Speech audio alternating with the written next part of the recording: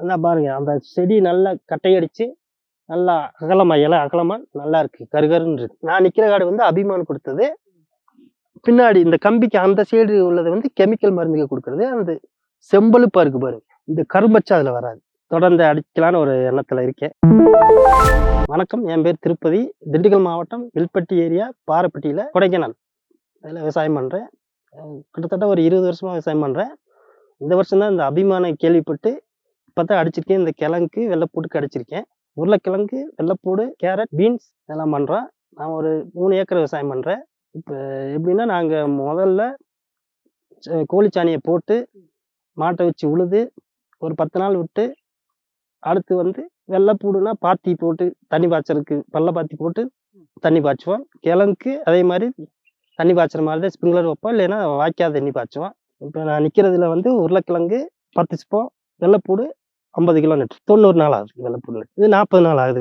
உருளைக்கிழங்கு போட்டு இது ஒரு ஃபேஸ்புக்கில் ஒரு விளம்பரத்தை பார்த்து அது நல்லா இருக்குமாங்கிறதுக்காக நான் அடித்து பார்த்தேன். APKS ஆர்கானிக் ஃபோன் பண்ணி கேட்டு ஆர்டர் போட்டோன்னே போஸ்ட் ஆஃபீஸ் மூலியமாக வந்துருச்சு.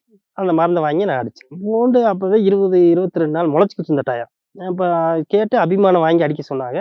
அதை டேங்க்கு 200 மில்லின்னு வாங்கி அடிச்சிருக்கேன். இப்போ வெள்ளைப்பூடுக்கு அடித்ததுக்கப்புறம் சரி கிழங்குக்கு எப்படி இருக்குன்னு பார்க்கலான்னு தான் இந்த கிழங்கு உருளைக்கிழங்கு அடிச்சிருக்கேன். இது கொஞ்சம் நல்லா இருக்கு.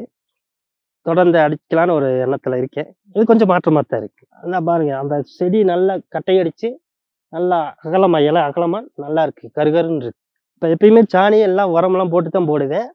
இருந்தாலும் இப்போதைக்கு இந்த அபிமானம் அடிக்கலான்னு அடிச்சிருக்கேன். அந்த செடிக்கு இந்த செடிக்கு மாற்றங்கள் கொஞ்சம் மாற்றமா இருக்கு. கொடுக்காத காடு இலை இதா இருக்கு பாருங்க, வெளுமையா லைட்டா வெளுமையா அந்த கரும்பச்சை இல்லாம இந்த செடிக்கும் அபிமானம் அடிச்ச செடிக்கு டிஃப்ரெண்ட் இருக்கு பாருங்க. அதான் மேல பாருங்க, அபிமானம் அடிச்சதுக்கு.